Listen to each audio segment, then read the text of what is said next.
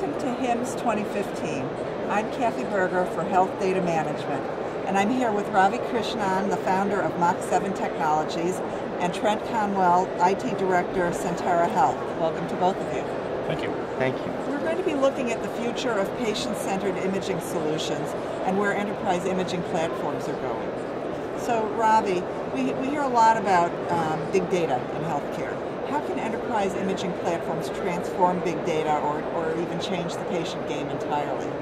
Too much data is bad, but accurate data is amazing. You know, a bit like intelligence coupled with the right information at the right time at the right place. So to me, that's what big data is, should deliver in the end. So Trent, organizations are struggling today with defining and implementing information lifecycle management strategies. How does an enterprise imaging platform help? And what does the future of information lifecycle management look like compared to what you see today?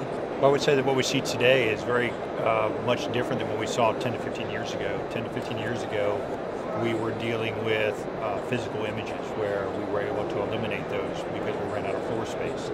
In today's digital world, we just don't run out of floor space any longer. So the images stay in a place that nobody can see or ever realize that they exist. The cost, however, is exorbitant to retain those images. So the ILM rules, or the Information Lifecycle Management rules, are very, very important for us to start to eliminate those images so that we can start to recoup some of the storage costs that we're dealing with today. It just basically allows us to flatline, to some degree, our storage costs as it relates to the overall enterprise imaging platform. Imaging advances are tremendous in modalities, viewing technology, and diagnostics. So what can we expect in the next 5 years, and how will that impact image management strategies? For a start, molecular imaging is already today changing the way healthcare informatics handles data. But not to forget the patients at the end of the day. Molecular imaging looks at sugar at a molecular level, which means they could plan, diagnose, and treat at very early stages. So to me, I think that's where the industry is heading, and it's going to be an explosion of data. You know, I think storage companies should be happy with the way imaging is going, given how much patients would, in the end, value the data. What are some core business issues healthcare leaders can expect to address with an enterprise imaging platform?